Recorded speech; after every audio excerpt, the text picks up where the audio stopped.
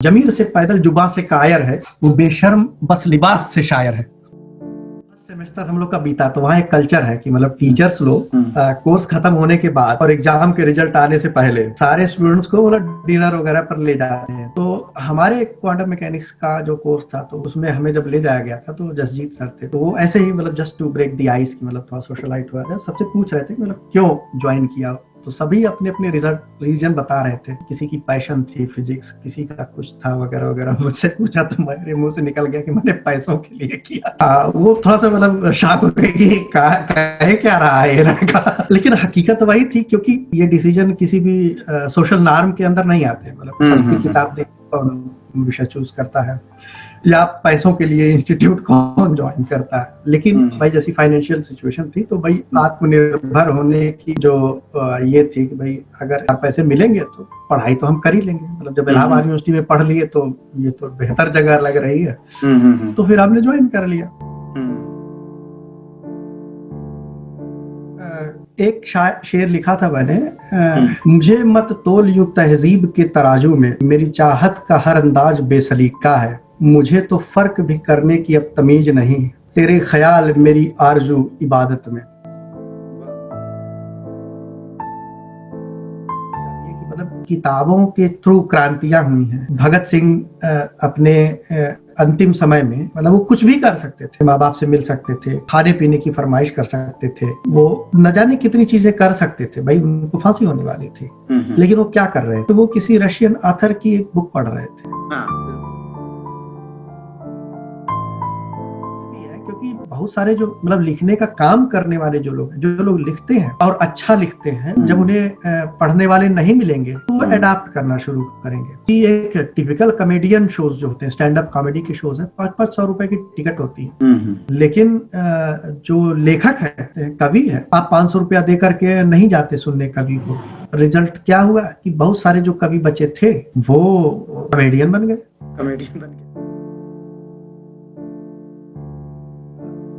जैसे मेरे केस में इनके घर में राय दी गई थी कि भाई ये लड़का दहेज नहीं ले रहा, पता करो कुछ तो गड़बड़ है। कोई कमी ये बहुत इंटरेस्टिंग है कि अगर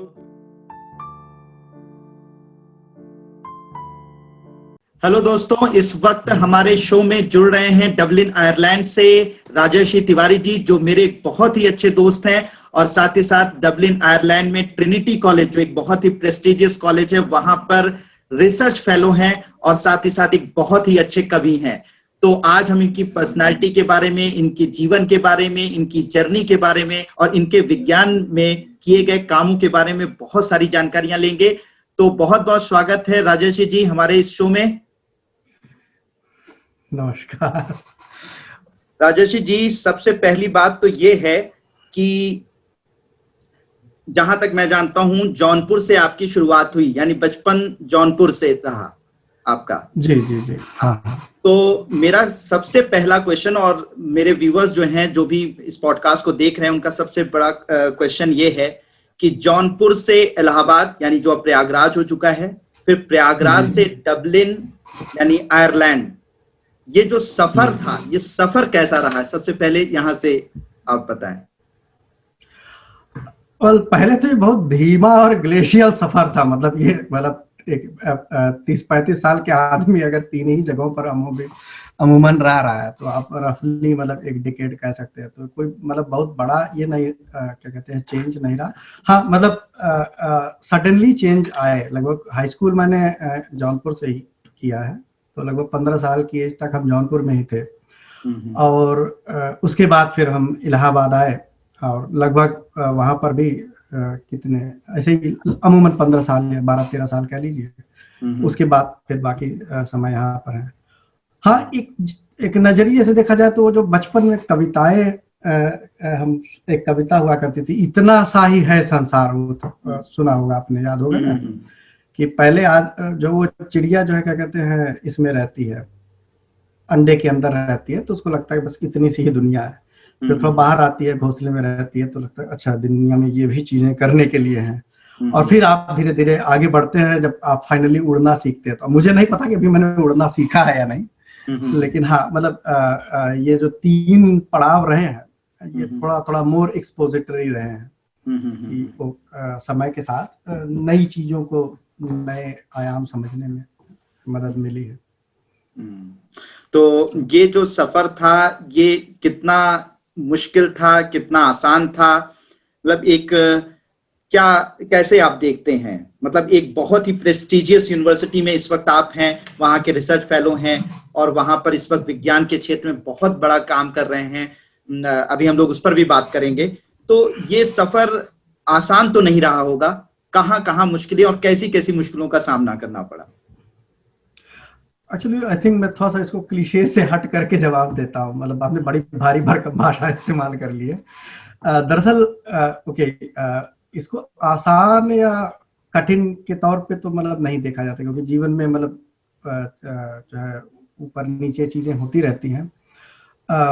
ज्यादा आसान तरीके से कहा जाए तो इसको बहुत अनिश्चितता के हिसाब से रहा है। मतलब मैं शुरू से ही कोई बहुत प्लान बनाकर काम करने वालों में से नहीं रहा। तो मतलब जैसी चीजें आती गई, जो जो रास्ते मिलते गए, तो मैं देखता था कि हाँ, इन किसी भी जीवन के पड़ाव पे ये मेरे पास ऑप्शंस हैं, तो उनमें ऑप्शंस मेरे लिए क्या उस वक्त मुझे ठीक लग रहा है। तो ऐसे मतलब एक के बाद एक हम चुनाव करते गए और जीवन हमें जहाँ चाहता था ले जाता गया। कई बार ज्ञान न होने की वजह से आदमी को पता नहीं चलता, वो बहुत घिसे पिटे ढर्रों पर आजमाइश करता रहता है। जैसे मतलब एक औसत गैर पढ़ा लिखा आदमी कहीं और दिमाग लगाने के बजाय दुकान खोल लेता है। तो ये मैंने नोटिस किया था कि 5-7 साल बाद या 7-8 साल बाद जब मैं वापस जौनपुर गया तो मैंने देखा अनगिनत दुकानें खुल गई हैं। अब मैं ये सोच रहा हूँ कि भाई सब लोग दुकान ही खोल लेंगे तो फिर सामान कौन खरीदेगा? क्योंकि हर आदमी जो सामान खरीद सकता है, मतलब उसने दुकान खोल रखी है। तो काफी मतलब दिक्कतें इस सेंस में उन लोगों को महसूस होती है, और वो उनको पता नहीं चलता जब वो बाहर निकलते हैं और उन्हें पता चलता है कि क्या है। जैसे हम हाई स्कूल में थे तो एक औसतन नॉलेज हमारे सर्किल में थी कि मतलब लोग भगवान भरोसे पास होते हैं, तो मतलब पढ़ने का कोई ऐसा ये नहीं, बट लेकिन बहुत से उसमें मतलब वहाँ भी संघर्ष करने वाले लोग काफी रहते हैं और वो अपनी जगह खोज लेते हैं। मतलब इसीलिए जौनपुर छोटा शहर जरूर है, लेकिन वहां से भी आपको काफी वाइड वैरायटी ऑफ टैलेंट मिलेंगे। तो ये था।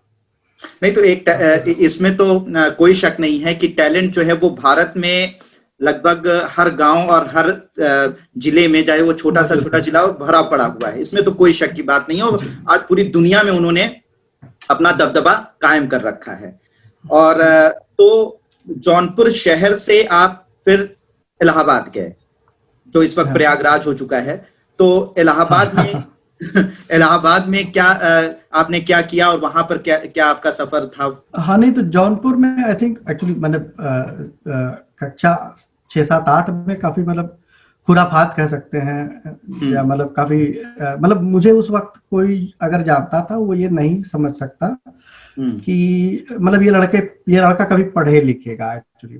अच्छा। और बल्कि जो वहाँ शरीफ घरानों के लड़के होते थे तो उनके साथ हमें खेलने नहीं दिया जाता था कि ये बर्बाद कर देंगे उन्हें। लेकिन फिर आई थिंक कक्षा 9 के दरमियान, मतलब कक्षा 9 तक पहुंचने के बाद हम लोग थोड़ा सा और इंट्रोस्पेक्ट करना शुरू किया, क्योंकि धीरे धीरे बड़े हो रहे थे। अब सभी को पता चलने लगा था कि भाई आगे बढ़ के और लोग क्या कर रहे हैं। तो सब बाकी जो हमारे यार दोस्त थे सबकी लाइफ सेट थी कि कोई अपने बाप के यहाँ खेती में लग जाएगा, किसी के बाप का ट्रक है और कुछ ऐसे मतलब तमाम सारी चीजें हैं। मेरे पास ऐसी कोई पूंजी नहीं थी। तो एक हमारे सीनियर थे पप्पू भाई साहब, तो उनके साथ संगत थी, तो एक्चुअली वो काफी प्रेरित करते थे और उन्होंने एक तरह से कहिए कि समझाया कि पढ़ाई भी अपने आप में एक जो है क्या कहते हैं एसेट होता है, मतलब फाइनेंशियल नहीं है। और वो क्या कहते हैं ऐसे उदाहरण भी हम लोग सुभाष हितानी में पढ़ते थे, अब तो काफी अरसा हो गया मुझे याद नहीं हो क्या कहते हैं कि जिसमें कहा जाता है कि राजा सिर्फ अपने इलाके में पूजा जाता है, लेकिन विद्वान की कद्र हर जगह होती है। तो थोड़ा ध्यान देना शुरू किया और काफी वही जैसे अनिश्चितता मैंने बताया ना, तो हाई स्कूल में 9th के बाद जब ये डिसीजन होता है या 9th में कि मतलब आपको आर्ट साइड लेना है या साइंस साइड लेना है, है ना। एंड हम लोगों के साथ इस मतलब अवेयरनेस इतनी थी कि मतलब बेसिकली सिक्का उछाल के आप डिसीजन लेंगे। तो मैं वहाँ नगर पालिका इंटर कॉलेज है इलाहाबाद जौनपुर में, अब तो देखिए डिफॉल्ट इलाहाबाद आता है, तो जौनपुर में नगर पालिका इंटर कॉलेज है, काफी पुराना और गवर्नमेंट का कॉलेज, तो वहीं हमने हाई स्कूल वहीं से किया था। तो जब हम 8th पास करके 9th में गए थे, और हम किताब की दुकान वहीं पड़ोस में एक हुआ करती थी, तो वहां पर जब हम गए, मतलब हम लोग अमूमन जाते थे किताब के दाम पता करने, और ये जुगाड़ भी देखने कि मतलब पिछले साल कोई मतलब कोई बहुत लोग बेचने भी आते थे कि आधे दाम पे, एक्चुअली वो दुकानदार तो आधे दाम से थोड़ा सा ज्यादा में ही देगा, अगर आप बेचने वाले को ही वहीं घेर घार लीजिए तो आप थोड़ा सस्ते में पा सकते हैं। ये सब जुगाड़ मतलब हम दिनों लोग चलते थे कि भाई मतलब अगर नई किताब 25 रुपए की है, उसको कम से कम 15 में तो बेचेगा ही दुकानदार, लेकिन आप जो है अगर जो बेचने आ रहे हैं, क्योंकि वो भी तो खरीदेंगे लड़कों से ही ना, तो उनको ही घेर घार के अगर उनसे आप सेट कर लीजिए तो आपको मतलब 5 से 10 रुपए में बेच के चले जाएंगे, मतलब वो आपको 10 में कम से कम बेच देंगे, तो दुकानदार उनसे वही चीज 5 रुपए में लेगा। तो इस तरह के बीच में हम लोग जाते थे, थोड़ा सा कैनवसिंग जिसको आज के समय में कहते हैं। तो वहीं अब वहां पता चला कि भाई हर साल की तरह इस बार तो चीजें फिक्स नहीं है, इस बार मतलब अलग अलग हमें चीजें करनी है, मतलब आर्ट साइड लेना है या साइंस साइड लेना है। तो मैंने पूछा कि यार इसमें अंतर क्या है, तो पहले तो एक बंदा बता रहा कि ये अलग है, मतलब उस वक्त तक आई थिंक मेरा ही साल था जब हाई स्कूल का सिलेबस टेक्निकली बदला गया था। उससे पहले तक 9th और 10th का सिलेबस इकट्ठा होता था और एग्जाम देते थे लोग। हमारे साल ये परिवर्तन हुआ था, मतलब 9th का एग्जाम अलग होगा, 10th का अलग होगा। तो नई किताबें आई थी, हमारा केला हो गया उसमें कि मतलब भाई अब पुरानी किताबें तो किसी काम की नहीं रहे। तो वो कैनवसिंग से पहला झटका ये लगा, फिर हुआ कि अच्छा अंतर क्या है, तो नई किताबों में बताया। तो थोड़ी देर बाद हम तरह तरह से पूछ रहे थे, तो अचानक एकदम खींच करके वो ऐसे बोलता है कि यार देखो, साइंस साइड से पढ़ोगे तो डॉक्टर बनोगे, अब आर्ट साइड से पढ़ोगे तो कंडक्टर बनोगे। अच्छा स्वभाव मतलब वो अपने हिसाब से उसने ये मतलब बड़ा सिंपल क्लैरिफिकेशन दिया, अब वो हमें समझ में आ गया। तो हमारे 3 लोगों ने क्या कहते हैं, जो लोग गए थे साथ में 3 या 4 लोग हम लोग गए थे, तो 3 लोग तुरंत डिसाइड कर लिए कि वो आर्ट साइड से पढ़ेंगे। अच्छा कलेक्टर बनेंगे। कंडक्टर अच्छा कंडक्टर नहीं कलेक्टर भी बना जाता है ना आर्ट साइड से। नहीं तो मैं जौनपुर के उस वक्त के उस इलाके की बात बता रहा हूँ ना भाई, जो जैसा है ना कि हर छोटे गांव में मेजॉरिटी तो ऐसी ही रहती है। क्योंकि थोड़ा सा डाइग्रेस अगर मैं करूँ, मतलब हर देश में कोशिश ये होती है कि बेस्ट जो मतलब जो मॉडल यूज करते हैं लोग एजुकेशन का, कि आपके सारे स्कूलों में से 5% तो टॉप, जो जिनको आप टॉप 5%, टॉप 10% कहते हैं, वो तो एकदम एक्सपोनेंशियली बेटर कर रहे हैं, और वो मतलब अंतरराष्ट्रीय स्तर पर चीजें कंपेयर कर रहे हैं। लेकिन बाकी 95% या 90% को हम इतना इग्नोर करते हैं कि जो है वहां पर स्थिति बहुत खराब हो जाती है। वहां के टीचर भाई कुछ है ऑफ कोर्स, मतलब एक्सेप्शंस छोड़ दिया जाए तो बाय एंड लार्ज मतलब स्थितियां खराब ही होती हैं। अगर आप ऊपर के 5% से कंपेयर कीजिए तो अवेयरनेस नहीं है, तो मतलब यही था। खैर वापस आए तो वही मतलब तय हो गया। अच्छा मैं फिर कहा कि अच्छा ठीक है, मतलब आर्ट साइड किया जा सकता है। तो लेकिन ये पता चला कि भाई मतलब साइंस साइड की किताबें सस्ती थी, उसकी गणित ही मेजर डिफरेंस था उस वक्त। तो उच्च गणित और सामान्य गणित करके बोलते थे। तो उच्च गणित की किताब थोड़ा पतली थी और सस्ती थी मेरे ख्याल से, तो मैंने डिसाइड किया कि वही लेते हैं। और उसके बाद से कई जगहों पर मैंने एक्चुअली ये तय इस तरह से, मतलब जो बहुत अजीब लगेगी बहुत लोगों को, मतलब मैंने डिसीजन ऐसे ही लिए हैं कि कौन सी शिक्षा सस्ती है। अच्छा ये बहुत फंडामेंटलिस्ट टाइप का, या मतलब बहुत अजीब सा ये कहा जा सकता है। लेकिन जब फाइनेंशियल कंस्ट्रेंट रहती है तो आप उसी तरह से देखते हैं, सोचते हैं। सही। तो हम लोग और मुझे एक बात याद आ रही है कि आपने जब याद दिलाई तब मुझे याद आई कि हम लोग बचपन में ये भी देखते थे कि मोहल्ले में कौन सा लड़का जो है वो हाई स्कूल पास हुआ है, और अगर मैं हाई स्कूल में जा रहा हूं तो उसी से सेटिंग करके वो किताबें लेनी होती थी। और या रिलेशन में कोई होता था? रिलेशन में कोई हमारे होता था यहाँ तो तो वो अपनी किताबें दे जाता था कि नहीं तुम पढ़ लो, और वो भैया भैया हम पास हो गए अब तुम इसे पढ़ लो, या हम उनके पास जाते भैया आप पास हो गए तो वो किताबें हमें दे दीजिए। वो बात मुझे याद आ रही है। हाँ, नहीं अब दरअसल हमारे मोहल्ले के हालात ये थे कि मतलब उस वक्त वो लड़का मैं था। अच्छा। ठीक है। और एक्चुअली मतलब 2 बार फेल होकर फिर पास होना वहां का नॉर्म था, मतलब जनरली हाँ, एक्सेप्टेड था। तो हाँ। भाई जिससे आप हाई स्कूल में अगले साल किताब लेने की उम्मीद कर रहे हैं वो अगले साल फिर आपके साथ हाई स्कूल में है। वो लाभ आपको नहीं मिल सकता। तो फिर इसमें आई थिंक इलाहाबाद में क्या फिर आपने ग्रेजुएशन जो है इलाहाबाद से किया, कहाँ नहीं, मैं हाई स्कूल के बाद ही इलाहाबाद आ गया। एक्चुअली हाई स्कूल पास होने के बाद तो उसमें शर्त ये थी, एक्चुअली हमारे मामा जी जो हैं उन्होंने कहा था, वो जानते थे मतलब जो सिचुएशंस हैं, तो वो कहते थे कि अगर अच्छा पढ़ोगे तो तुम्हें बेहतर मौका मिल सकता है और तुम चाहो तो इलाहाबाद आ सकते हो, बट उसके लिए थोड़ा साबित करना होगा। तो आई थिंक वो एक तरह से कंस्ट्रेंट थी कि अगर फर्स्ट डिवीजन हम पास होते हैं तो देखा जाएगा कि मतलब इलाहाबाद आ सकते हैं या नहीं।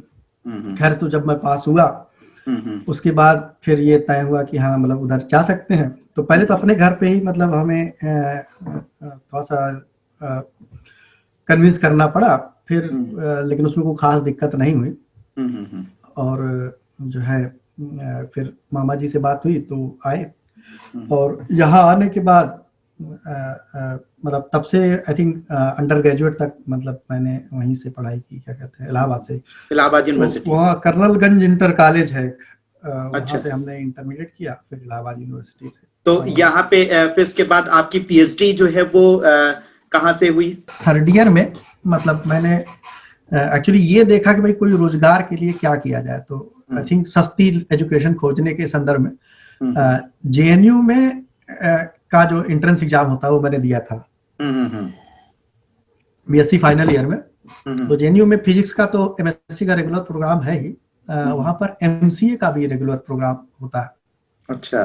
तो अच्छा, तब तक एक पता था कि मतलब कंप्यूटर रिलेटेड नॉलेज या कंप्यूटर एप्लीकेशंस से लोगों को नौकरियां मिलती हैं। तो मैंने पूरे थर्ड ईयर मतलब कंप्यूटर एप्लीकेशन का जो उसका एग्जाम था, एंट्रेंस एग्जाम, उसके लिए तैयारी की थी।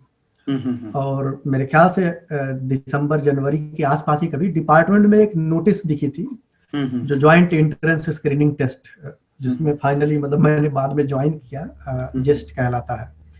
तो उस एग्जाम की नोटिस थी, और उसमें भी भरा हमने इसलिए क्योंकि उसमें कोई फीस नहीं थी। तो ये एग्जाम है जो डिपार्टमेंट ऑफ एटॉमिक एनर्जी के तमाम जो आई थिंक 12-13 इंस्टीट्यूट्स हैं, तो ये लोग मिल करके इकट्ठा लेते हैं, और उसमें जैसा लोग परफॉर्म करते हैं उसी बेसिस पर वो पीएचडी और इंटीग्रेटेड पीएचडी के लिए स्टूडेंट्स को रिक्रूट करते हैं। तो वो एग्जाम हम कई लोगों ने देखा और उसको भरा। पहले हमें थोड़ा सा डूबियस लगा कि मतलब ये कौन सा एग्जाम है भाई जिसमें कोई फीस ही नहीं है, मतलब क्योंकि हर जगह कुछ ना कुछ तो फीस रहती ही थी। तो वह रख दिया, तो इसलिए हमने उस एग्जाम को उस फार्म को इस काबिल में नहीं समझा कि उसे रजिस्टर्ड पोस्ट से भेजा जाए। वो मैंने बाकायदे ऐसे पूरा लपेट करके छोटे से फार्म में मतलब जबरदस्ती घुसा करके भेजा था। 5 रुपए के उस पे हम लोग वैसे ही भेजना चाहते थे। बैरंग आपने सुना होगा, बिना अगर पर्याप्त टिकट लगाए भेजिए। तो पोस्ट ऑफिस वाला कहता अरे नहीं हम बैरंग ऐसे भेज रहे हो, नहीं लगा दो, तो फिर वो वापस लौट आता था। नहीं, अगर वो उधर के लोग मतलब टिकट का पैसा न दे जो बाकी तो वापस लौट के आता था। तो उसने कन्विंस किया पोस्ट ऑफिस वाले ने कि मतलब इसको करो। तो फिर हमने कहा ठीक है, मतलब उसको 5 रुपए के टिकट पर फिर भेजा गया। फाइनली उसका एडमिट कार्ड आया, और तैयारी उसकी भी हमने की नहीं थी। तो फिर जब लेकिन गए और पहली बार हमने हरिश्चंद्र रिसर्च इंस्टीट्यूट देखा तो बड़ा सुंदर लगा कि भाई इलाहाबाद में भी ऐसी जगहें होती हैं, ऐसी जगह है। हाँ, तो ये कोशिश की कि मतलब ध्यान दिया जाए। एक्चुअली 2 लोग गए थे एग्जाम देने, बहुत लोग तो गए भी नहीं थे शायद। मैं और अमित तिवारी एक मित्र था, बैचमेट। तो हम लोग गए वहां पर एग्जाम दे करके आए। और फिर लगा कि मतलब जो होगा देखा जाएगा। तब एमसीए की तैयारी मैंने पूरी मेहनत से की थी, साथ में फिजिक्स का भी फॉर्म भरा था। तो जब रिजल्ट्स आए तो जेएनयू के एमसीए के एग्जाम में तो मैं क्वालिफाइड नहीं था, क्योंकि उसमें लगभग 30% क्वेश्चन कुछ थोड़ा बहुत कंप्यूटर रिलेटेड भी होते हैं, और उसका मुझे कोई ज्ञान नहीं था, बाकी मैथ के होते हैं। फिजिक्स में मेरा सिलेक्शन हुआ था वहां पर। तो अब और कुछ समय बाद ही 2 ऑप्शन थे, क्योंकि इसमें परसेंटाइल अच्छा आया जेस्ट के एग्जाम में, तो फिर इंटरव्यू दिया गया, फाइनली हो गया। और ये इंटीग्रेटेड मतलब ये एमएससी प्लस पीएचडी का एक कंबाइंड प्रोग्राम था, और उसमें जो लोग जेआरएफ आमतौर पे हासिल करते हैं एमएससी के बाद, वो बीएससी के बाद ही दी जा रही थी। तो फिर मैंने वही चुनाव किया। इनफैक्ट एक इंटरेस्टिंग किस्सा है कि जब फर्स्ट सेमेस्टर हम लोग का बीता, तो वहाँ एक कल्चर है कि मतलब टीचर्स लोग कोर्स खत्म होने के बाद और एग्जाम के रिजल्ट आने से पहले सारे स्टूडेंट्स को मतलब डिनर वगैरह पर ले जाते हैं। तो कुछ या तो अपने घर पर ही पार्टी होस्ट करेंगे, कुछ लोग बाहर ले जाएंगे। तो हमारे क्वांटम मैकेनिक्स का जो कोर्स था, तो उसमें हमें जब ले जाया गया था, तो जसजीत सर थे, तो वो ऐसे ही मतलब just to break the ice की मतलब थोड़ा सोशलाइट हुआ था, सबसे पूछ रहे थे कि मतलब क्यों ज्वाइन किया। तो सभी अपने अपने रीजन बता रहे थे कि किसी की पैशन थी फिजिक्स, किसी का कुछ था वगैरह वगैरह। मुझसे पूछा तो मेरे मुंह से निकल गया कि मैंने पैसों के लिए किया था। अब ये बहुत मर्सिनरी टाइप का मतलब ये लगा, वो थोड़ा सा मतलब शॉक हो गए कि कहे क्या रहा है ये लड़का। लेकिन हकीकत तो वही थी, क्योंकि जैसे बताया ना कि डिसीजन जैसे जैसे समय बीतता रहा, तो हम इसका ध्यान रखते थे कि भाई हमारे लिए ओवरऑल ये चुनाव कौन सा बेहतर है। और अक्सर वो मतलब ये डिसीजन किसी भी सोशल नॉर्म के अंदर नहीं आते, मतलब सस्ती किताब देख कौन विषय चूज करता है, या पैसों के लिए इंस्टीट्यूट कौन ज्वाइन करता है। लेकिन भाई जैसी फाइनेंशियल सिचुएशन थी, तो भाई आत्मनिर्भर होने की जो ये थी कि भाई अगर 4 पैसे मिलेंगे तो पढ़ाई तो हम कर ही लेंगे। मतलब जब इलाहाबाद यूनिवर्सिटी में पढ़ लिए तो ये तो बेहतर जगह लग रही है, तो फिर हमने ज्वाइन कर लिया। बट देन फिर हमने इस बात को कवर अप किया उसमें कि नहीं मुझे फिजिक्स आसान लगती है या अच्छी लगती है, इसलिए मतलब आया। ऑफ कोर्स पैसों के लिए मतलब हम और कोई काम तो ऐसा नहीं, कोई भी काम कर सकते हैं। तो आई थिंक वहां पर फिर 3 साल हम लोग का कोर्सेज था, फिर पीएचडी शुरू हुई। उसने अपना मतलब समय लिया। 2013 के लगभग मिडिल 2013, उसके बाद फिर एक्चुअली इधर चले आए ट्रिनिटी कॉलेज में। इस वक्त जो ट्रिनिटी कॉलेज में आपका जो रिसर्च है वो किस पर बेस्ड है? मतलब वो एक सामान्य भाषा में व्यूअर्स को हमारे बताइए कि किस पर बेस्ड है, क्या कर रहे हैं आप वहां पे, क्या विज्ञान के किस क्षेत्र में है? बहुत सिंपल भाषा में तो मटेरियल साइंस लोग आप कह सकते हैं एक्चुअली। मतलब ट्रेडिशनल फील्ड का नाम कंडेंस मैटर फिजिक्स है। तो मतलब बट एक आम जनता के लिए मतलब पदार्थों की प्रॉपर्टीज का अध्ययन करना कि कोई चीज क्यों होती है। कुछ सिंपल उदाहरण दिए जाए तो भाई कुछ पदार्थ मतलब जो है क्या कहते हैं अच्छे कंडक्टर होते हैं इलेक्ट्रिसिटी के, कुछ बुरे होते हैं। कुछ क्या कहते हैं हीट के अच्छे कंडक्टर होते हैं, बुरे होते हैं। कुछ मैग्नेट्स होते हैं, मैग्नेट भी विभिन्न प्रकार के होते हैं। अब इन पदार्थों में मतलब क्या है कि इनकी जो भी प्रॉपर्टीज हैं वो किन कारणों से हैं, किन मूलभूत कारणों से हैं, उनको समझना। और एप्लीकेशन के संदर्भ में है कि अगर उन कारणों को आप समझ पाते हैं तो आप इंजीनियर कर सकते हैं मतलब पदार्थ ऐसे जो आप किसी जो आप काम उसको काम में यूज कर सकते हैं। अच्छा, तो ये तो आपका जो साइंस की फील्ड में जो आपकी चीजें थी ये हुआ, ये जीवन का आपका एक डायमेंशन है। एक बहुत ही इंटरेस्टिंग डायमेंशन की तरफ मैं बात करना चाहूंगा कि आपके अंदर एक बहुत ही बेहतरीन, जो मैंने कुछ चीजें आपकी पढ़ी हैं, आपका स्टेटस आपके सोशल मीडिया पर, कि आपके अंदर एक बेहतरीन कवि और एक शायर भी बसता है। ये कहां से शुरुआत हुई? मेरे ख्याल से ये एक्चुअली मेरे एक थोड़ा सा इस पर तो मेरे ख्याल से इलाहाबाद मोटे तौर पे कहा जाए कि वहां से शुरुआत हुई। आई थिंक इंटरमीडिएट के बाद जब हम बीएससी पार्ट 1 वगैरह में शुरू हुए, क्योंकि उससे पहले तो मैंने बताया था ना कि हिंदी और अंग्रेजी भाषाओं से ही मतलब स्थिति हमारी खराब रहती थी। तो उस वक्त तक था नहीं, बट जैसे जो करंट अफेयर्स, जब आप यूनिवर्सिटी में जाते हैं तो आपको एक्चुअली वही जो इतना साहित्य है संसार, तो मतलब आपको बिगर सर्कल के लोग मिलते हैं भाई। जैसे जब हम जौनपुर में थे तो मतलब आसपास के 2-4 मोहल्ले के लोग ही उस स्कूल में जा रहे हैं, तो हमारा जो सेट है विचारों का वो जियोग्राफिकली उतने ही टाइट एरिया में लोकेटेड है। वहां से जब हम इलाहाबाद आए तो अब इलाहाबाद में वो जो कॉलेज है वो भी मतलब एक तरह से हाई स्कूल इंटर का ही कॉलेज, बड़े शहर का है, तो थोड़ा चेंज आया सिस्टमैटिक, क्योंकि मतलब जिन कॉलोनियों में हम लोग रहते थे या जो लोग मतलब वहां पर आते जाते थे तो थोड़ा सा बेहतर उनका एक्सपोजर था। लेकिन जब हम यूनिवर्सिटी में गए तो भाई अलग अलग शहरों में, नैनीताल, 1-2 बिहार से, अलग अलग शहरों से तमाम डाइवर्स बैकग्राउंड के लोग आ रहे हैं, तो उनके पास बताने के लिए, जानने के लिए बहुत कुछ है। उनमें से कुछ मतलब काफी पढ़ेतरी किस्म के भी थे कि मतलब उन्हें भाषा का भी अच्छा ज्ञान है और ये है। तो अब ये कोशिश मेरी रहती थी भाई कोई नई चीज किसी ने की है तो एक बार उसको सीखने की कोशिश किया जाए। तो धीरे धीरे लगने लगा कि भाई हाँ थोड़ा सा पढ़ना चाहिए। तो 1-2 मौके जो मिलते थे तो हम जैसे कुछ प्रेमचंद के ही कुछ 1-2 नावल हमारे मामा जी के यहाँ रहा थे तो वो पढ़ लिया। हमारा जो मित्र है मुकुल आनंद, तो उसके घर पे अच्छी खासी लाइब्रेरी थी मतलब साहित्यिक किताबों की, तो कभी कभार हम लोग उसमें भी हाथ पैर मार लेते थे। धीरे धीरे फिर वो आदत डेवलप हुई एक्चुअली। एंड मेरे ख्याल से छोटी मोटी लाइनें बना पाना, मतलब जो थोड़ा सा नकल मार के कह सकते हैं शुरू में, तो उतना सीख लिया था। लेकिन वो पता था कि मतलब ये तो किसी को मतलब ग्रीटिंग कार्ड देना है तो ठीक है, इट इज नॉट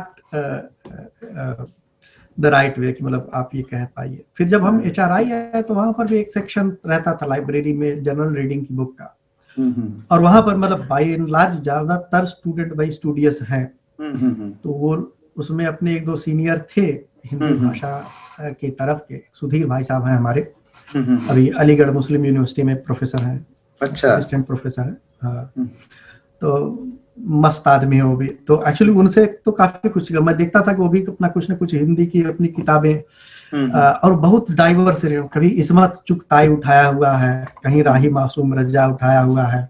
वो कौन सा नावल है, आधा गांव, राही मासूम रजा का ही है। हाँ, राही मासूम रजा की। हाँ, और जो है क्या कहते हैं, तो मैंने भी सोचा तो मेरे हाथ लगे मंटो। हाँ, सबसे तो उनके 8 वॉल्यूम का संग्रह था दस्तावेज के नाम से।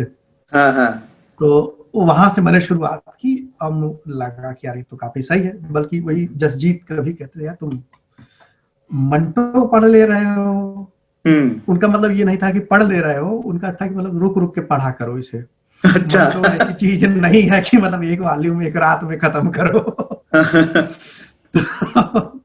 फिर धीरे धीरे वहीं से थोड़ा सा एक्चुअली मुझे ज्यादा अच्छा जो लगा ओवर द पीरियड वो सटायर पसंद आने लगा। तो हरिशंकर परसाई के भी काफी मतलब कुछ छोटे छोटे थे तो मैं ले आता था, पढ़ता था, काफी सही लगता था। और एक्चुअली हरिशंकर परसाई है जो आपको मतलब सोचने के लिए मजबूर करते हैं। तो काफी आई थिंक उनसे बेहतर मैंने कई और व्यंग्यकारों को पढ़ा है, बट उनसे बेहतर एक्सप्रेस करने वाला मुझे मिला नहीं, मतलब हिंदी भाषा में, बाकी तो नहीं। तो वहां से क्या कहते हैं पढ़ना शुरू किया, और तब तक एक्चुअली पोएट्री पर उतना ध्यान नहीं था।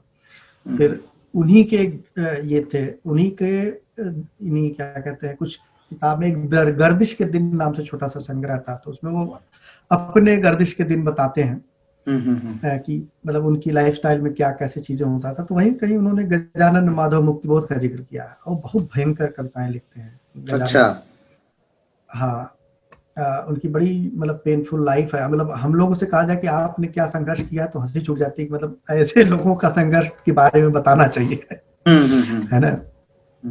काफी मतलब मुफलिसी में उनका जीवन बीता गजानन का, एंड बहुत भयंकर लिखते थे।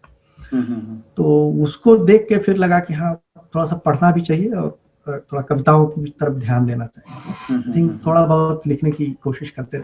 पहले तो सुधीर भाई साहब कोई दिखाता था तो वो हंस देते थे, हाँ यार तुम अभी तुम पढ़ो, अच्छा। ठीक है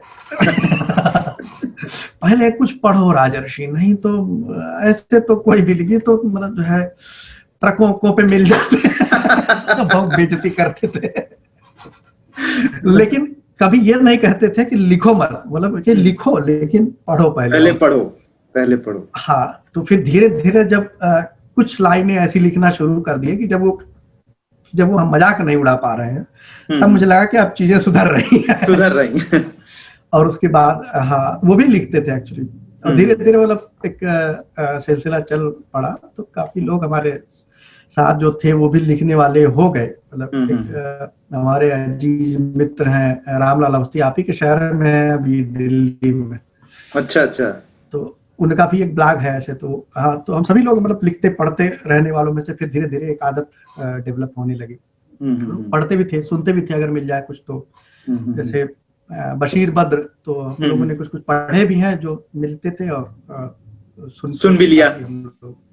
हाँ वो है। अब कुछ मतलब थोड़ा सा मतलब कोई अपर बाउंड लोअर बाउंड नहीं। अगर मतलब इंटरेस्टिंग लग रहा है तो किसी का भी सुन लेंगे, बट उसमें काफी अच्छे अच्छे लोगों को हमने सुना। जैसे एक ये कुमार बाराबंकवी हैं, ये नाम अगर आपने सुना हो तो उनकी वो भी काफी अच्छा लिखते थे। कयामत यकीनन करीब आ गई है, कुमार अब तो मस्जिद में जाने लगे हैं। वाह वाह वाह जिन्हें भूलने में जमाने लगे हैं, वही आजकल याद आने लगे हैं। इस तरह उनका एक मतलब वो थोड़ा सा मतलब सॉफ्ट शायरी लेकिन बड़ी प्यारी करते थे। बशीर तो मतलब कह लीजिए एक तरह से थोड़ा सा उनका सुभाषितान भी है, मतलब काफी अच्छा सीखने लायक चीजें लिखते हैं। तुम नशे में हो के नाम सुन के जो एक सब श्रृंखला है ना, तौबा करो खुदा से डरो तुम नशे में हो। और बहुत क्या था, हाँ, कोई हाथ भी न मिलाएगा जो गले मिलोगे तपाक से, ये नए मिजाज का शहर है जरा फासले से मिला करो। हाँ सही, ये बहुत बहुत मशहूर था। आपकी लिखी हुई कुछ शायरी सुनाइए, कविताएं सुनाइए जो कि आपने लिखी हैं। एक्चुअली मुझे याद नहीं रहती हैं, वैसे अभी आपको याद होगा कल ही परसों 2 लाइनें क्या लिखी थी मैंने। अरे कमबख्त, मुझे देखना पड़ेगा। छोटी सी 2 लाइनें थी ना शायरी को लेकर। हाँ। अरे यार हद हो गई। आपके 2 दिन पहले आपके दिल के करीब जो सबसे अच्छी शायरी आपने लिखी है अभी तक, वो कहीं से ढूंढ कर हमें सुना दीजिए।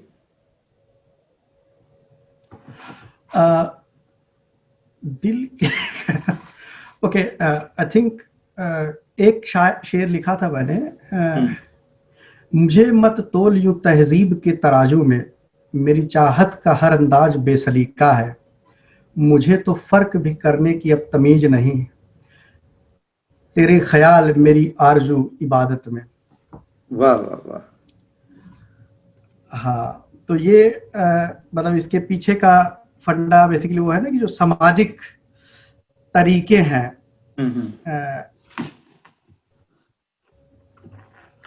मतलब क्या कहते हैं कि समाज के अपने धर्रे हैं ना कि आदमी को भावनाएं ऐसे एक्सप्रेस करनी चाहिए, रिश्तों को ऐसे निभाना चाहिए, वो सब मुझसे होता नहीं। मतलब क्योंकि थोड़ा सा जैसे बताया ना कि करियर में ही जब हम बहुत प्लान करके चीजें करने वाले हैं नहीं, तो फिर कहाँ से ये होगा।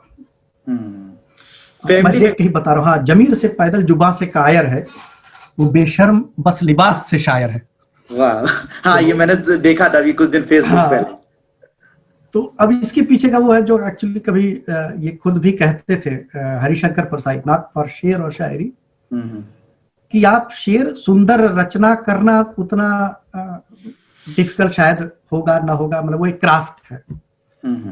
जैसा कि ये कहते हैं आर्ट और क्राफ्ट का मिक्सचर है, मतलब कोई भी, मतलब ये आर्ट वास्तव में ये हमारे जावेद अख्तर साहब कहते हैं।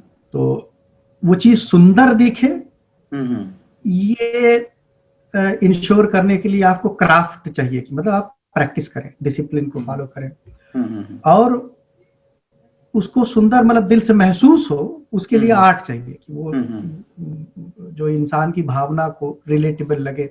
तो वही है कि मतलब अच्छी लाइन लिख लेना उतना इम्पोर्टेंट जितना है, उतना ही इम्पोर्टेंट है कि वो रेलेवेंट आइडियाज जो समाज के लिए हैं या आपके अपनी लिए हैं, उन आइडियाज को एक्सप्रेस कर रहे हैं ताकि कोई रिलेट करे। मान लीजिए मैं एक कविता लिखता हूँ जिसमें सारे क्या कहते हैं मात्राएं और सब कुछ एकदम बहुत ब्यूटीफुल है, but it doesn't mean anything, मतलब कोई उसे रिलेट ही नहीं कर पा रहा है ना। तो ये ये ऐसी शेर व शायरी अमूमन लोग मतलब जो है जब किसी बड़े पद पे पहुंच जाते हैं, एक प्रधानमंत्री हो जाते हैं तो करते हैं, लेकिन जो मतलब वास्तव में शायर है या मतलब लेखक है, तो वो उसको ये दिखना चाहिए कि उसको वो अपने आसपास जिस समाज में वो रह रहा है उससे कितना रिलेटेबल है। इसीलिए मतलब कथाकार बहुत लोग हैं, लेकिन प्रेमचंद की एक अलग अहमियत है। प्रेमचंद जहाँ रहते थे, जिनके बीच में रहते थे, उनके साथ इतनी गजब की एम्पैथी उनकी दिखती है, और साथ में उनका क्राफ्ट भी है कि उस बंदे की क्या काबिलियत है कि मतलब 3 लाइन में वो जो समा बांध देता है, आपको इमेजिन हो जाता है तुरंत वो क्या कहना चाह रहा है। नो डाउट उसके लिए लंबी चौड़ी चीजें लोग कहते हैं, मार डिटेल में जाते हैं, लेकिन वो 3 लाइनें सहज तरीके से कहेगा, आप अपने आप समझ जाए कि वो कह क्या रहा है, पूरी पिक्चर आपके दिमाग में बन जाएगी। तो अब अगर वो रिलेटेबल नहीं कंटेंट लिखते तो ये भी मुश्किल होगी कि मतलब आप कितना अच्छे शब्द यूज कीजिए, पता ही नहीं क्या कहना चाहते हैं। अभी हाल में मैं इनके प्रेमचंद जी के घर पे गया था, जो बनारस के पास में है, तो वहां पे जाकर मैंने वहां का एक व्लॉग बनाया है। बहुत जल्दी जो है वो व्लॉग मैं अपने चैनल पर डालूंगा। तो बाकायदा मैं वहां पे जहाँ पे वो पैदा हुए थे और जहाँ पर उन्होंने काम किया, वो सारी जगहों को मैंने एक्सप्लोर किया है अभी हाल में।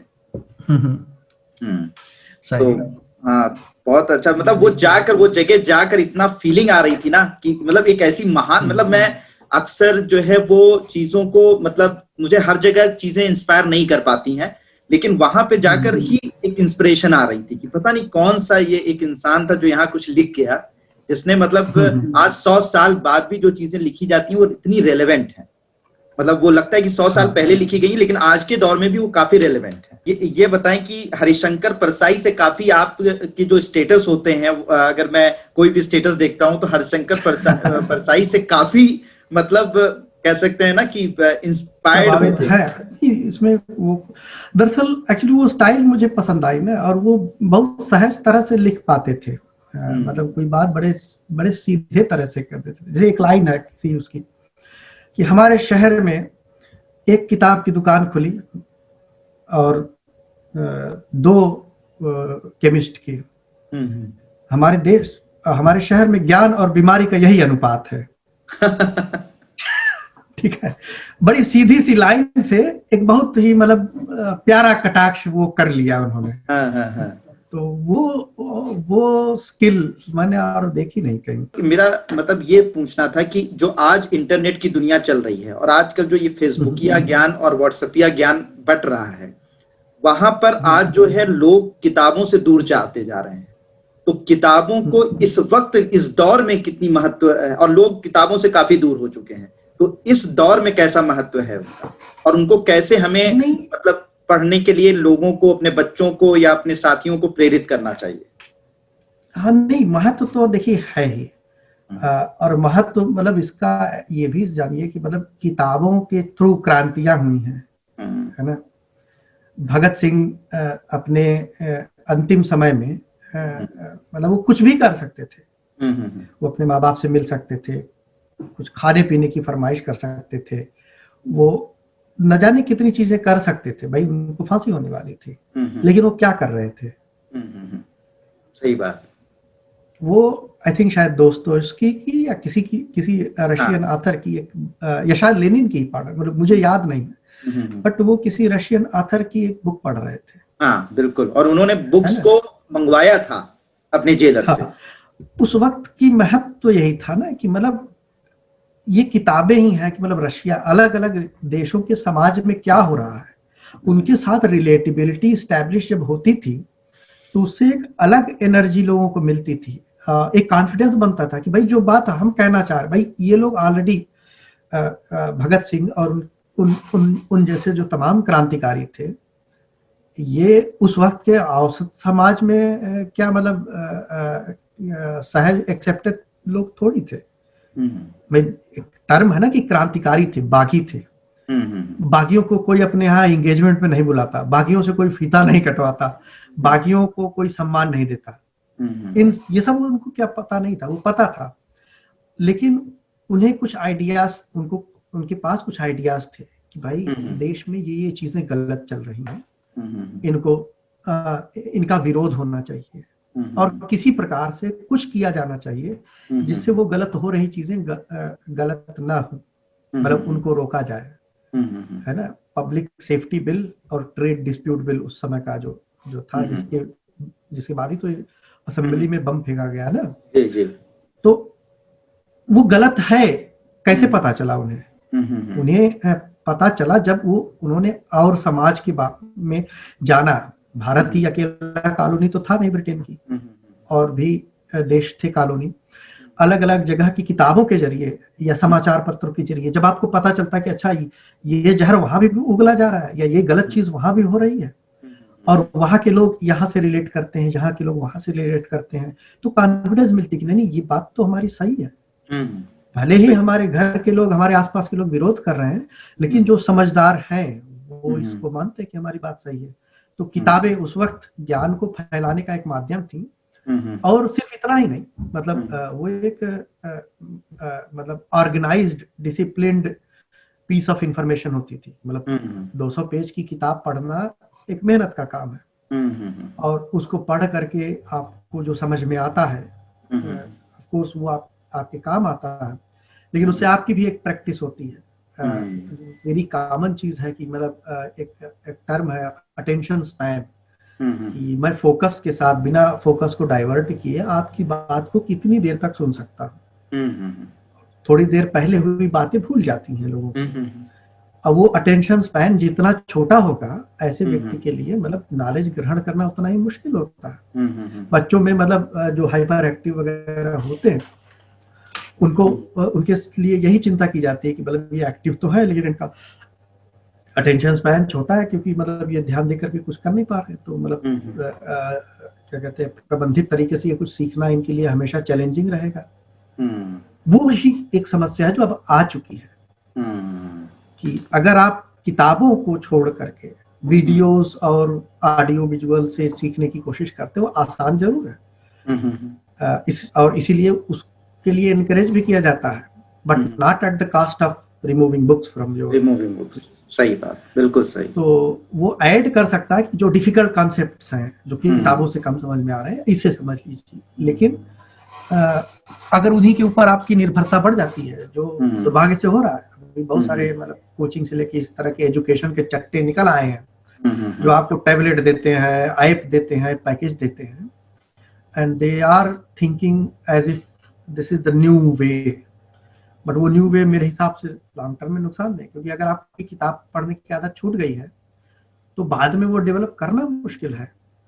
जबकि वीडियो तो आप सुन सकते हैं, और वीडियो की जिनको आदत पड़ जाती है उनके लिए किताब से सीखना फिर मुश्किल हो जाता है, मतलब उनका अटेंशन स्पैन कम हो जाता है। अब अटेंशन स्पैन कम होगा तो उसका ही एक कि ऐसे आदमी को मूर्ख बनाना आसान है, चाहे जो भी मुद्दा हो, चाहे उसको किसी पॉन्जी स्कीम में मतलब जो है उलझाना हो, चाहे उसको जो है क्या कहते हैं किसी गलत इंफॉर्मेशन को सही साबित करने की कोशिश करना हो, या जो क्या कहते हैं राजनीतिक दुरुपयोग हो रहे हैं व्हाट्सएप और इन सब के जरिए।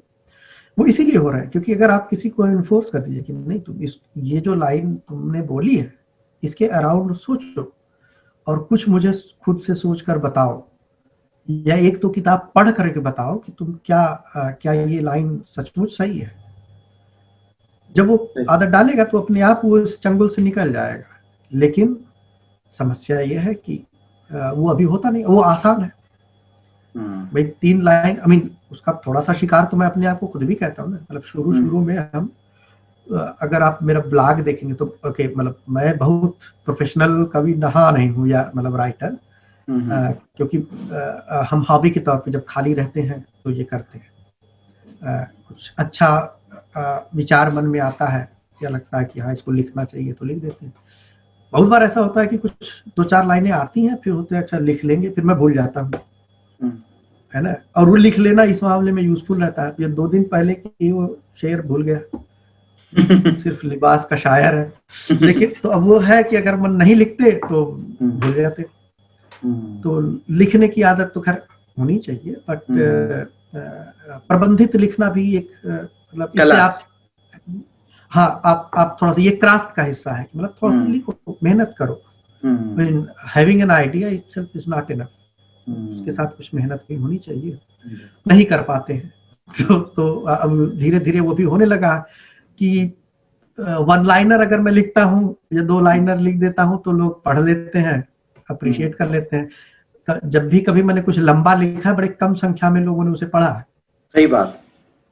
तो आदत वो खत्म होती जा रही है लंबा पढ़ने। तो ये नुकसानदेह इसलिए भी है क्योंकि बहुत सारे जो मतलब लिखने का काम करने वाले जो लोग लिखते हैं वो और अच्छा लिखते हैं, जब उन्हें पढ़ने वाले नहीं मिलेंगे तो वो अडॉप्ट करना शुरू करेंगे। सही बात। आप देखिए ना कि किसी एक टिपिकल कॉमेडियन शोज जो होते हैं, स्टैंड अप कॉमेडी के शोज हैं, 500-500 रुपए की टिकट होती है।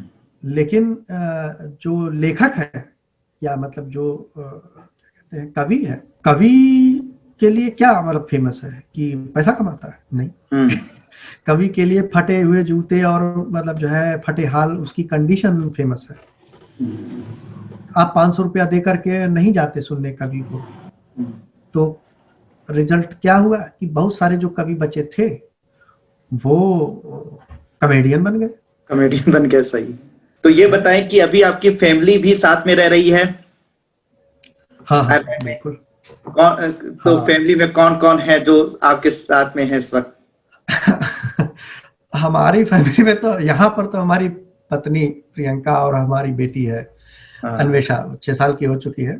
ओके, हाँ अभी पीछे टहलती हुई दिख गई थी। हाँ, बहुत बड़ा घर है नहीं ना, तो अपना इधर उधर करते रहते हैं वो कुछ न कुछ। अच्छा, तो फेवरेट स्पॉट भी पीछे ही है, वहां पर हीटर लगा है तो वो ऑन करके बैठ जाएगी, कुछ टेंट नुमा बना लेगी। अच्छा, और कुछ हरकतें करेगी। हाँ अच्छा, तो वो उनका फेवरेट स्पॉट है। पीछे उनके खिलौने भी दिख रहे हैं। हाँ, वो पूरी अलमारी उन्हीं की है। तो शादी आपकी ये बताएं, पर्सनल क्वेश्चन है कि प्रेम विवाह था या अरेंज मैरिज थी? देखिए, हम लोग एक्चुअली इस तरह के मतलब टर्मिनोलॉजी में यकीन नहीं रखते हैं। तो ये विवाह तो टेक्निकली तो ये अरेंज मैरिज ही था। ये है कि अरेंज मैरिज में जो चुनाव होता है वो आपका था? वो हम लोगों ने किया था खुद ही, हमारे भी तरफ इनकी भी तरफ। तो लोग खोज रहे थे। इसे इंडिया में लव कम अरेंज कहते हैं। वो एक्चुअली और भी अजीब मुझे लगता है। मतलब प्रेम विवाह के साथ नोशन ये है कि भाई लोग एक दूसरे को बहुत पहले से जानते हैं और पहले से तय हुआ है सोसाइटी में, मतलब प्रेशर की वजह से ये चीज है। लेकिन हमारे साथ तो जैसे हमारे खानदान में, मतलब हमारी तरफ हमारे भाई साहब तो मेरे ख्याल से मेरे हाई स्कूल के समय से ही थोड़ा सोचे थे कि मतलब शादी देखा जाएगा। लेकिन धीरे धीरे उन्हें समझ में आने लगा कि हाँ भाई दिल्ली में रहने लगे, और उन्हें समझ में आने लगा कि हाँ अभी पहले पढ़ाई वढ़ाई हो जाए कुछ आगे। क्योंकि हमारे केस में तो ये भी है ना कि अगर हम बहुत ट्रेडिशनल मैरिज के साथ जाते तो लोग नौकरीशुदा या बहुत मतलब हाईली सिक्योर मतलब कैंडिडेट खोजते हैं ना। जी। अब मैं तो टेक्निकली मेरी भी तो परमानेंट नौकरी नहीं है, मैं अभी हाँ। मतलब बेरोजगार नहीं हूँ, लेकिन मैं सेटल्ड नहीं हूँ, हाँ, है ना। और क्योंकि उस तरह के नोशन पे बहुत पहले से भी बहुत ध्यान नहीं था, नहीं तो हम भी सरकारी नौकरी की जो है शुरुआत में ही कोशिश करते थे। तो तमाम जो यूपी पीसीएस है, सिविल सर्विसेज हैं और दुनिया भर के जो भी है, तो उस तरह से जीने में मजा नहीं आता था, या उस तरह की लाइफस्टाइल को बहुत अपीलिंग नहीं लगती थी। तो हमारे यहाँ जब लोगों ने खोजना फिर भी शुरू किया, पहले तो कुछ समय तक मेरी बहन की शादी नहीं हुई थी, तब तक तो हमारे तरफ से सीधे मना था कि मतलब शादी उदी तो देखना नहीं है, और अजीब भी लगता था। अच्छा, और दूसरी चीज है कि शादी चाहे जिससे हो, सर्टेन नोशंस जो है वो मुझे पहले से ही पसंद नहीं थे, जैसे दहेज और इस तरह के छिछोरेपन जो है। तो उसके लिए मैं थोड़ा थोड़ा मतलब पहले से ही घर में ब्रेन वॉश शुरू कर चुका था। और फिर जब बहन की शादी हो गई तो फिर बहुत रैंडम किस्म के रिश्ते मेरे गाँव से लोग तय करने लगे। तो मैंने कहा कि अगर इन लोगों को छूट दे दी गई तो फिर तो कांड हो जाएगा। हमारे ताऊ जी के लड़के थे, उन्होंने पता नहीं किसी जज का केस पकड़ लिया था। ऐसे बहुत सारे मतलब विचित्र विचित्र केस आते थे जिसके साथ कोई रिलेटिबिलिटी नहीं है, एंड येट प्रेशर है कि शादी कर लो। आई थिंक इनकी तरफ भी जब ये सब शुरू हुआ तो हम लोग जानते तो थे ही एक दूसरे को, तो फिर कहा कि भाई इन्होंने अपने घर में कहा कि भाई ये लड़का देख लो, हमने भी कहा कि ये लड़के देख लो। इन लोगों ने देखा, अब बस ये कह दिया गया कि मतलब कोई प्रॉब्लम है तो बताओ। तो उसके बाद लोगों ने प्रॉब्लम कुछ कुछ जनरेट की, बट मेरे ख्याल से कुछ सब्सटैंशियल नहीं थी। जैसे मेरे केस में इनके घर में राय दी गई थी कि भाई ये लड़का दहेज नहीं ले रहा, पता करो कुछ तो गड़बड़ है।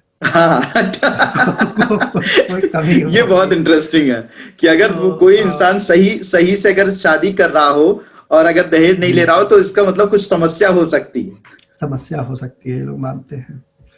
तो इस तरह की कुछ कुछ चीजें हुई, बट अदर देन दैट हमारे भाई साहब जो है उनको भी थोड़ा सा मतलब ये लगा कि ये राय उनसे ली नहीं गई। तो कुछ दिन तक थोड़ा वो अपसेट रहे, बट धीरे धीरे अपना नॉर्मलाइज हो गए। उसके बाद से तो फिर ठीक है। आई थिंक हम लोग ये चुनाव खुद किया था तो ये संभव है, हो सकता रहा हो कि कुछ गड़बड़ होगी तो फिर हम बताएंगे जो होता है। ये बहुत मैरिज में अगर कुछ गड़बड़ होती है तो माँ बाप है ब्लेम करने के लिए कि भाई कुछ करो। अब अगर आपने खुद ये निर्णय लिया है और आप शादी करते हैं तो फिर देखो, हम तो पहले से ही कह रहे थे, और ये बात तो आप भी अच्छे से समझते होंगे। हाँ, कि भाई हम तो पहले से ही बता रहे थे। ये था, हमको तो यही लगता था कि ये समझ में हमको नहीं आया था, लेकिन हमारी कोई सुना नहीं, सब फूफा बन जाते हैं फिर। तो ये मौका किसी को मिला नहीं, तो अभी सब साल मतलब ठीक है। और अब तो क्या, तो 8 साल हो गए। चलिए, बहुत सारी बातें हुई राजेश जी, और बहुत अच्छा लगा बातें करके। हर पहलू पे बातें हुई, आपके भी डायमेंशन, दुनिया की चीजों पर भी बातें हुई। तो बहुत बहुत शुक्रिया, आप हमारे साथ जुड़े, और आगे हम कोशिश करेंगे कि आपसे एक साइंस फिक्शन पे या साइंस की जो चीजें हैं उन पर और भी कुछ नया जानने की कोशिश हम नेक्स्ट पॉडकास्ट में करेंगे। और होप कि आप सबको भी ये पॉडकास्ट बहुत पसंद आया होगा में, और आप इस पॉडकास्ट को जिस तरीके से पसंद कर रहे हैं, ये बहुत हमारे लिए अच्छी बात है। और अपने कमेंट्स और अपने लाइक्स हमें जरूर दीजिए, और हमारे सपोर्ट के लिए चैनल को सब्सक्राइब कीजिए। Thank you so much.